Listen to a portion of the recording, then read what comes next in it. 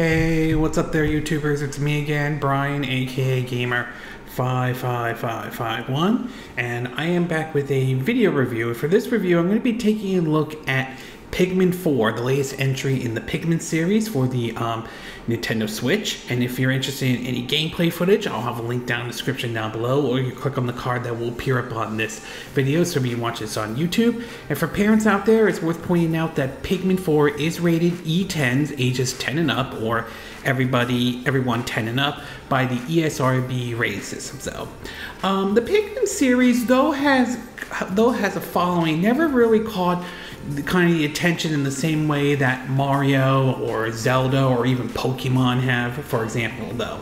But it certainly has garnished attention in the past. It would originally started out on the GameCube system with Pikmin 1 and Pikmin 2. The whole idea of Captain Olimar, if I'm saying his name correctly, this tiny little astronaut encountering these small little creatures known as Pikmin and using them to do everything from defeating enemies to doing certain tasks, if I'm saying the name, tasks, that's what I meant. And like I said, there were 2 entries though, one for both the GameCube, and the game would also eventually make its way over to the Nintendo Wii under the name New Play Controls, where they basically took the Wii U games and had them, the GameCube games and have them basically using the Wii remote and nunchucks. They will also do this for another game, Donkey Kong Jungle Beat, that was originally on the GameCube and basically had only the bongo drums and everything like that. We would eventually get a 3rd entry under the name of Pikmin 3 for the Wii U, and though the game definitely got some good reviews, sales-wise, well, let's just say, given where the situation of the Wii U was at the time, though, it wasn't surprised it didn't sell as well as Nintendo would have liked it to be. And of course, we also got an entry on the 3DS under the name of Hey Pikmin, which is sort of controversial as not everybody was a fan of that game or anything like that. I don't think the game was necessarily bad. It was definitely different, but obviously not for everyone. I mean, then again, it's kind of how I see Metroid Other M as well, though. So it was sort of interesting when it was announced that Nintendo would be doing the 4th Pikmin game and everything like that, a brand new entry in the Pikmin series. That was kind of neat, considering that they were bringing over the Wii U games like Pikmin 3 and porting that one over, though. And after spending time with Pikmin 4 and everything, I will say that I am definitely enjoying the game, and this is definitely another game of a favorite of mine of 2023, with one part that I think would have been nice if Nintendo had did this when they were developing Pikmin 4. So why don't we get started with the pros and the cons, and we'll start off first with the pros, and we'll start with basically the visuals. And I will say the visuals for the game definitely look good and everything like that. While it may not have the same kind of art style in the way of games like basically like the Legend of Zelda, Breath of the Wild, or Tears of the Kingdom does, the world itself that they designed looked really neat, as it's basically, like your backyard and everything like that. And I will say that I gotta give credit to the developers. They did a really good job creating the world and everything in the world of Pikmin and everything like that. I mean, don't get me wrong, past Pikmin games, they look nice and everything like that, but I really think they did a good job with Pikmin 4. One thing that I did find very interesting was learning how this game actually runs on Unreal Engine 4 and not any of the in-game engines Nintendo has done in the past or anything like that. And I will say, as far as their handling for Unreal Engine 4, I would say they've done a good job with this one. Same with Yoshi's Crafted World as well. I mean, yes, I think it's interesting that they decided to use Unreal Engine 4 for this one, but still impressive nevertheless. And it does make me kind of wonder what Nintendo could do if they try out, like say Unreal Engine 5 and everything like that. That would be kind of interesting to see them get their hands on Unreal Engine 5.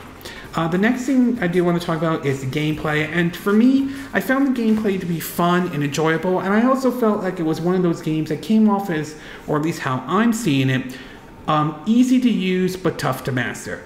Basically, you play as your avatar, which, I mean, you're not playing as Captain Olimar, if I, again, apologize if I'm not saying his name correctly though, but you're playing the astronaut with sort of the same skills to a certain degree, although you can upgrade your character and everything like that. You basically you will find different types of Pikmin, and you would use these Pikmins to basically do different tasks. That could be ranging from basically carrying certain items, which you'll need a certain amount of Pikmin to probably carry those items back to your ship, to basically, carrying, like flowers with certain numbers on it, because you'll need those to basically get more Pikmin and so forth. And there are different varieties of Pikmins to use though.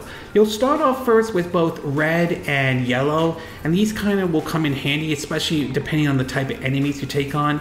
Red, for example, would basically be immune to any fire or anything like that. So if there's a place with a lot of fire, you probably want to use them. Meanwhile, the yellow Pikmins are basically immune to electricity, which can come in handy in terms of breaking down certain barriers that have electricity surrounding them, to maybe even taking out enemies that rely on electric attack, to even having the ability to fly, to even throw them to reach higher places where the traditional Pikmin won't. And then you run into other Pikmins as well, like say an ice Pikmin, which can come in handy to freeze enemies in their tracks, to even freeze in lakes and all, to make it easier for you to cover, or like water, for example. Rock Pikmin, which can break down shells and certain barriers though, to even like basically blue Pikmins, which can be great for areas with water and everything like that. So there are different types of Pikmin, and you want to use them for certain situations depending on those type of situations and everything like that. So it follows a very similar approach to the past Pikmin games, but you do have different and brand new Pikmins, and it adds for a little bit of sort of a strategy and also a bit of a puzzle to basically decide which Pikmin would be right for the certain situation that is facing you and all. So it is a fun game. The gameplay is fun. It is certainly enjoyable, and to me, I thought it was sort of like easy to use but tough to master. But luckily, there is an upgrade system, and you can use that to sort of upgrade, like upgrade your character, ranging to finding onions to upgrade, carry more Pikmin, to finding gems to be used to upgrade your character. Although they can be used to basically build certain things like bridges or anything like that, so you kind of have to keep an eye on that one as well. But again, gameplay is fun and enjoyable. And last but not least, I do want to talk about one companion that is new to the Pikmin series. I believe his name is Oatchi, or O-A-T-C-H-I. Again, apologize if I'm not saying the name correctly. And this rescue pup is a big help though. He's basically, think of him as like somewhat like a Pikmin, but instead this pup will follow you wherever you go, even if you send your Pikmin back to the onion and everything like that. And this dog comes in real handy. There are going to be times when you may need to cross like a certain area. You just hop onto him, and with your Pikmin you could cross that in terms of basically making that easily without fear of losing any type of Pikmin. He can also be used to attack certain enemies and everything like that, or carry certain items. So again, that dog could also learn new tricks and everything like that, to carrying items that are more heavier or withstand more attacks or everything like that. But I will say he is a really big help in terms of Pikmin 4 and everything like that. So he's you're going to be really like to have him as your companion, especially with that though. I mean, again, there are some weaknesses. He doesn't have the same kind of, immunity the way other Pikmins do. Like, for example, red Pikmins are immune to fire, yellow Pikmins are immune to electricity. So you do have to be very careful in terms of how you use him. Excuse me, but he's still definitely useful nevertheless, and definitely a big help and everything. Okay, we're going to take a quick break, and when we get back, we'll get to part 2, which is the con. So we'll take a little break, and we will be right back.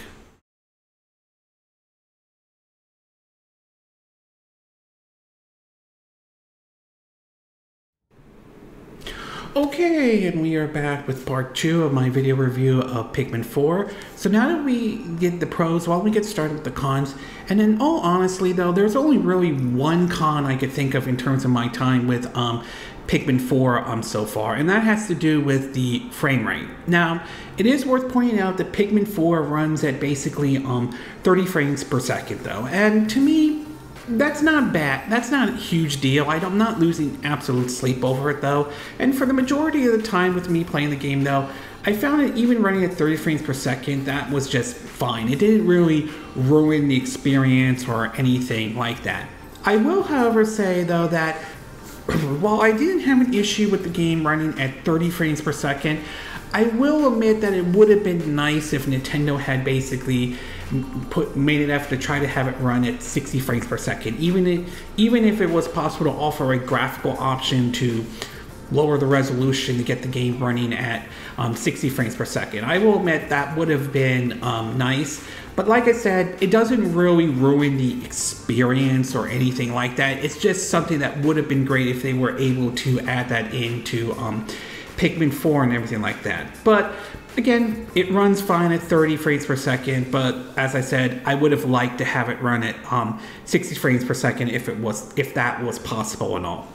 Overall, I would say I am definitely enjoying Pikmin 4. It is definitely a fun game, even though I'm not the biggest Pikmin fan out there, but it certainly is nice to see this series getting some attention that it deserves. Just like we're seeing like other series like Advance Wars and Fire Emblem get the attention, and Metroid as well get the attention it also deserves though. At its best though, the game looks really good, and I will have to give credit to the development team. It seems that they've done a good job using Unreal Engine 4 in terms of developing this game, and I'm very curious to see how the development team at Nintendo would do if, let's say, they tried out, say, Unreal Engine 5 and everything like that, though. The gameplay is fun and enjoyable, though. It does follow the tried and true formula that past Pikmin games have done, but it also adds some new things here and there, though. So that's definitely nice. And like I said, I found the game to be easy to use but tough to master in a way.